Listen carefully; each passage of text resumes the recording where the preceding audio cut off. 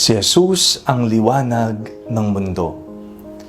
Ako po si Father Viel Pareha at ito po ang ating segment, ang Daily Devotion, na kung saan tayo po ay magdarasal, magbabasa at magninilay kasama ng salita ng Diyos sa buong taon. Manalangin tayo. Sa ngalan ng Ama, ng Anak at ng Espiritu Santo. Amen. Halina, banal na Espiritu, liwanagan mo ang aming puso at isip, nang maunawaan at may sa buhay namin ng iyong salita. Amen. Our Bible passage for today is from the Gospel of St. Luke chapter 2, verses 22 to 32, and I read it for you.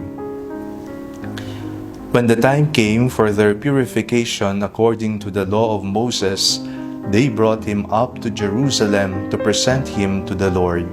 As it is written in the law of the Lord, every firstborn male shall be designated as holy to the Lord. And they offered the sacrifice according to what is stated in the law of the Lord, a pair of turtle doves or 2 young pigeons. Now there was a man in Jerusalem whose name was Simeon. This man was righteous and devout, looking forward to the consolation of Israel, and the Holy Spirit rested on him.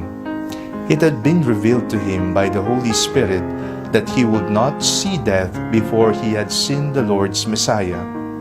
Guided by the Spirit, Simeon came into the temple, and when the parents brought in the child Jesus to do for him what was customary under the law, Simeon took him in his arms and praised God, saying, "Master, now you are dismissing your servant in peace, according to your word. For my eyes have seen your salvation, which you have prepared in the presence of all peoples, a light for the revelation of the Gentiles, and for glory to your people, Israel." Ngayong araw na ito ay ang kapistahan ng The Presentation of the Lord. Inihandog, inialay sa templo ang batang si Jesus. Ito ay naayon sa batas ni Moises. At sila ay naghain ng handog sa templo. Sa templo naroon din ang matandang si Simeon, na matagal nang naghihintay para sa liwanag at kaligtasan ng bayang Israel. Kaya pagkakita niya sa batang si Jesus, kanya itong kinuha't kinalong at sinabing, "Maari nang mamahinga ang iyong lingkod, sapagkat nakita na ng aking mga mata ang liwanag ng mundo." Si Jesus ang liwanag ng mundo, at siya ang papawi sa anumang kadiliman na mayroon tayo.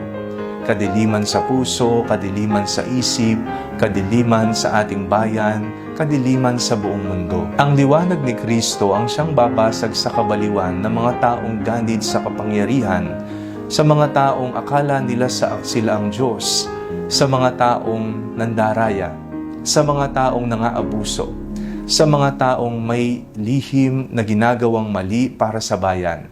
Ang liwanag ni Kristo ang siyang ating kailangan dito sa mundo ngayon.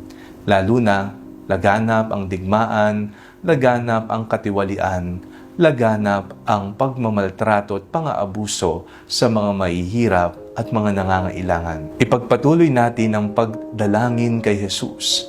Panginoong Jesus, liwanagan mo nawa palagi ang aming mga puso't kaisipan, ang aming bayan, upang kami makapamuhay sa kapayapaan mo.